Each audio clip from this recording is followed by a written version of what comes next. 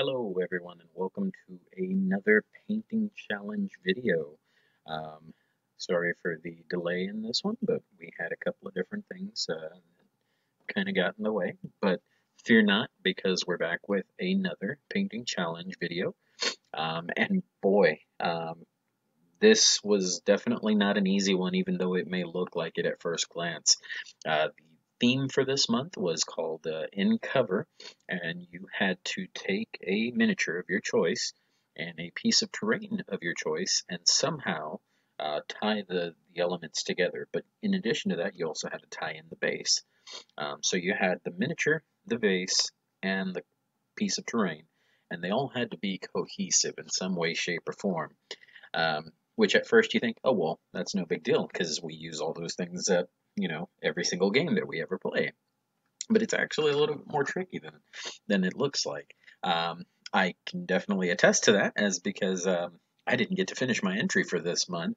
I finished my figure, I finished my base, but I came nowhere close to completing the terrain project that I had in mind. I definitely bit off more than I can chew, but from the looks of the finished entries, um, there were some people that went the extra mile and were definitely able to complete what I could not and what others could not.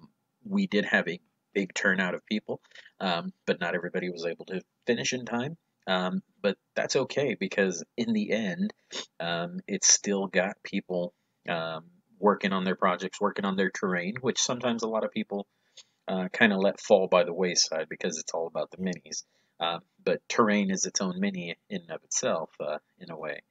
Um, but of the entries that we did have that did manage to complete, there's some phenomenal work, and we're going to get into that right here. The first one being by Andy Singleton. He did the Goliath Gangers out of the Necromunda box set that just came out recently. And I really, really like his paint scheme. Um, as I look over at my work in progress queue, and I see my Goliath, who is zenithal primed and has a flesh tone base coat, but that's about it. I couldn't come up with anything as far as like the armor color scheme or anything like that. But Andy did a great job with that very pale looking, almost like I wouldn't say Bane, or kind of like Bane or Joker, if anybody remembers the game Arkham City or Arkham Asylum, where you've got Joker on the Titan serum and he's kind of roid raged out. That's exactly what his Goliath gangers look like. And then he did a really great job with the base and giving it that rusty texture. I'm not sure what he used for it, probably some pigment powders, I would imagine. But it's a really great job of using those weathering effects to really make it look gritty and grimy and stuff. And he definitely applied that same stuff to the um, Necromunda terrain that came with the box set. Those little like doors and vents and stuff that came with it, they all seem to have that same sort of weathered, rusted texture, which is really cool looking. It really adds to the atmosphere of the game. So kudos on that one, Andy. Um, our next entry is by member Antoine Bergeron. If I recall right, and I don't remember the name at the moment, Antoine said that this was for a he was inspired by a new game or an upcoming game system that somebody that he knows is working on, and it's really interesting. The process that Antoine used was probably the most interesting aspect of his project, because Antoine's got a really great eye for um, going from concept to reality. He sketched out his stuff and he posted his sketches and stuff, and then kind of started posting his work in progress using the foam core ball, the wood planks, the coffee sticks or whatever he used. Um, all of that stuff comes together to make the little balloon and the tree and everything else, and it just looks phenomenal. Um, the figure looks great, and it's got the same sort of planking like the balloon does, and then the tree is supporting the balloon, so it almost looks like it's floating in midair. Um, which apparently Antoine wasn't the only person that had this really clever idea to do something like that. We'll get to that in a second. Um, but it's mind-blowingly good to see something like that and trick your eye into thinking um, that it's floating in midair. Um, so killer job with this one, Antoine, and it just has such a I don't want to say cartoony feel because I don't know if that's the right phrase or not. But it reminds me of um, like a video game or um, maybe like a very maybe Asian inspired, like anime-esque world that's kind of built back there. So I'm excited to know about more about this game that's coming out, and just everything about this little world that's kind of been created here. Um, but as always, great job, Antoine. Look forward to seeing more for this one. And then moving right along, we have our fearless leader, Dan Adam, who did a pair of rockets and a tank, um, rolling right along through the diorama base that he created for it. And initially, Dan said, "Well, I kind of goofed because tanks don't have a base," but by tying it into the diorama with the mud tracks and stuff, that was a really good touch. And then adding some of that weathering effect or that mud and grime and stuff to the tank in a way is kind of like basing on a tank, because I've always thought that if you weather vehicles properly from the ground up, it doesn't need a base because you want to be able to see all that really cool stuff. So in a way, that kind of takes the place of the basing on a vehicle.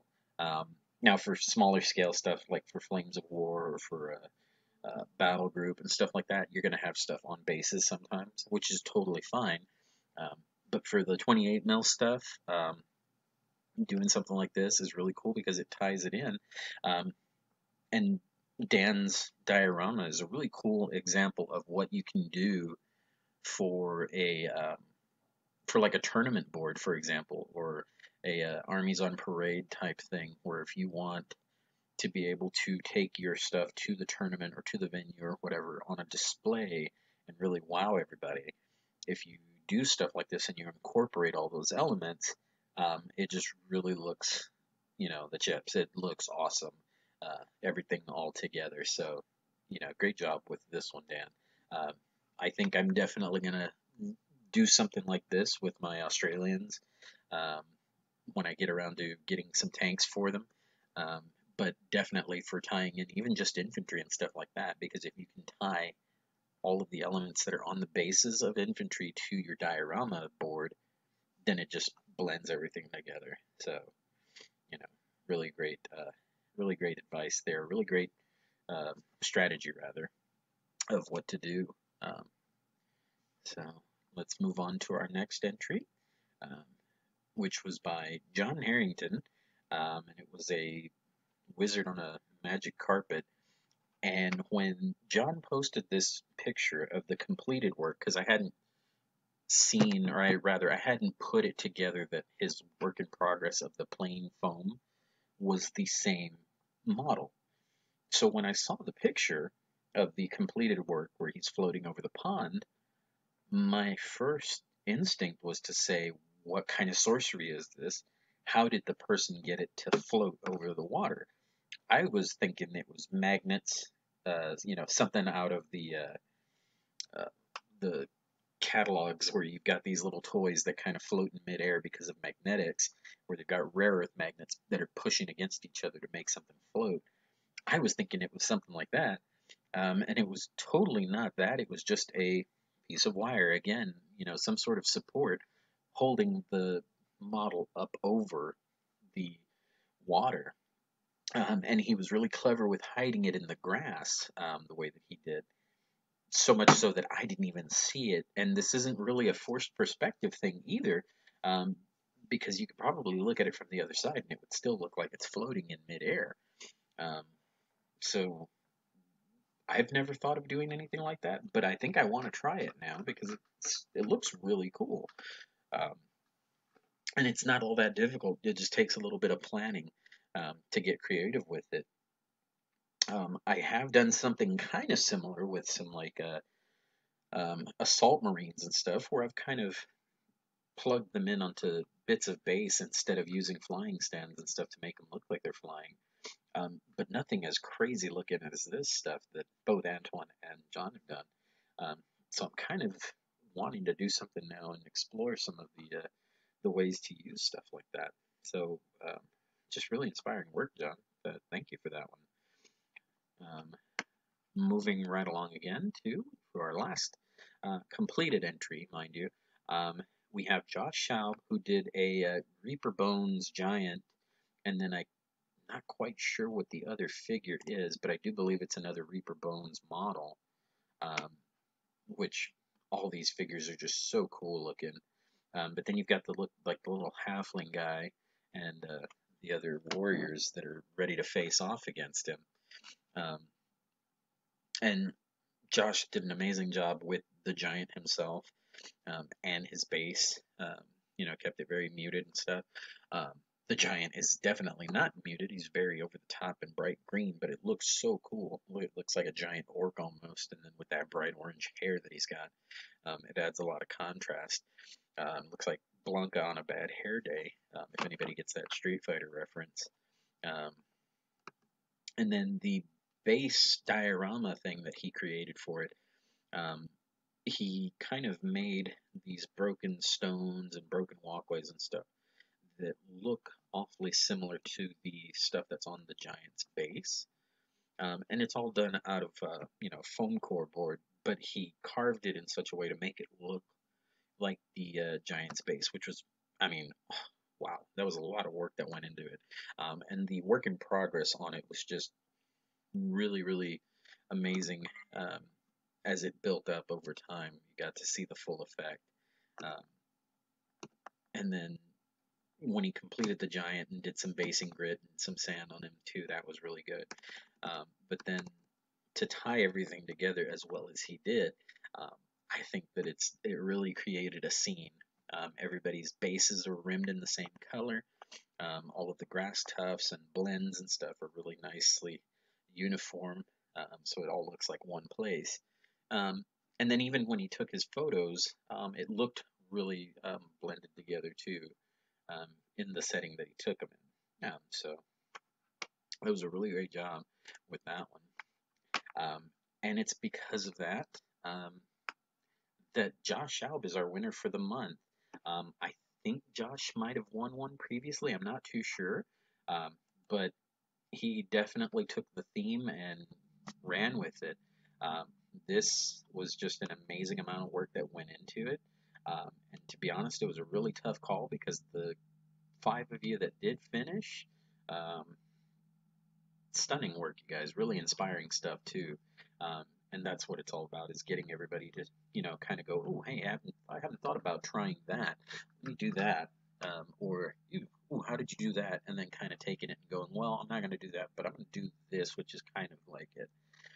Um, Having that ability to be able to exchange ideas and get ideas and bounce stuff off of each other, that's what the group is really all about. And these challenges, that's what these challenges are all about too. Um, and so, you know, Josh, well deserved, man. You went above and beyond on this one. You definitely ticked all the boxes and did a great job with getting everything tied in together. So we will go ahead and post your picture as the new group banner for the month. And then for a short while, we will be kind of reorganizing and getting all of our ducks in a row to figure out the next challenge. Um, Dan is currently abroad, traveling, making his big move to China. Um, so once we've got all of the challenges nailed down, or at the very least, the next couple challenges, they'll get posted on the page, and then we can get right back to doing what we all know and love. That's painting all the minis, all the time, always. I'll see you guys in the next one. Take care.